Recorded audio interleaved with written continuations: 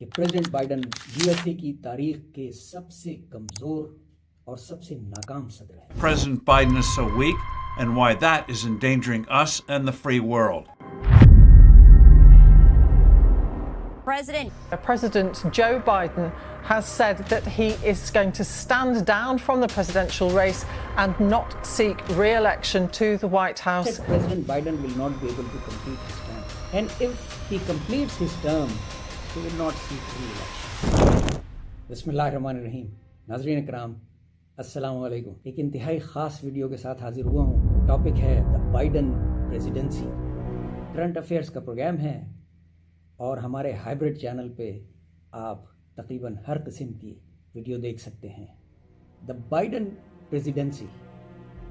मैं आपको एक वाक़या सुनाता हूँ, उससे आपको तमाम बातें क्लियर हो जाएंगी। मेरा क्लेम है कि प्रेसिडेंट बाइडन यूएसए की तारीख के सबसे कमज़ोर और सबसे नाकाम सदर है। ज़रा सुनिए वो कैसे। मार्च 2021 में मैं एक थिंक टैंक के साथ वाबस्ता था, तो मुझे एक चाइनीज़ डेलीगेशन के साथ मिलने का मौका मिला।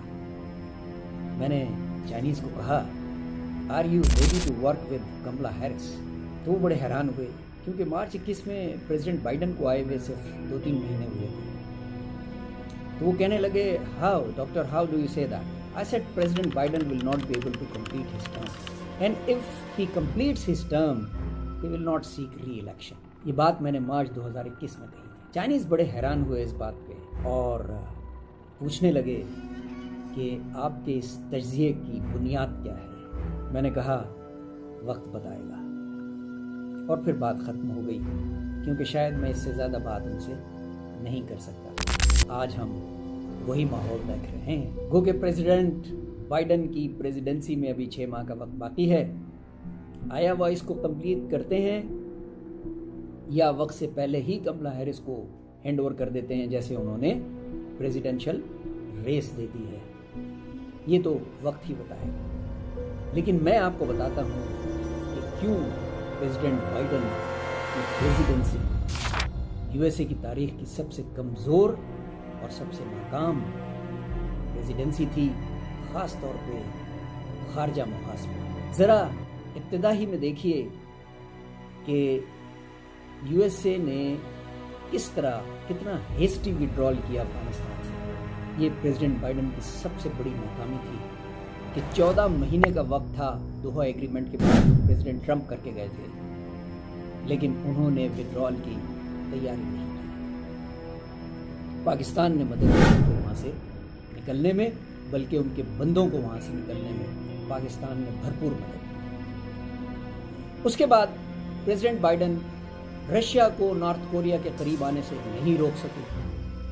प्रेसिडेंट बाइडन प्रेसिडेंट पुतिन को डिटर नहीं कर सके कि वो यूक्रेन पे हमला करे। हालांकि नेटो जंग से पहले भी और आज तक जंग के दौरान 2 साल से ऊपर का वक्त गुजर गया, भरपूर मदद कर रहे हैं यूक्रेन की, लेकिन रशिया आहिस्ता आहिस्ता यूक्रेन की टेरिटरी को स्लाइस कर रहा है। उसके बाद प्रेसिडेंट बाइडन नेतन्याहू की अबीसमेंट में लगे रहे और तमाम पीस प्रपोजल्स गाजा के बारे में, रफा के बारे में, पैलेस्टीनियन टेरिटरी के बारे में उनको वीटो करते रहे। जंग बंदी की तमाम करारदादों को उन्होंने वीटो किया और आज तक नेतन्याहू को कन्विंस नहीं कर सके कि गजा में मारपीट बंद होनी चाहिए। ना ही प्रेसिडेंट बाइडन चाइना के राइज को रोक सके या उसको स्लो डाउन कर सके, ना ही प्रेसिडेंट बाइडन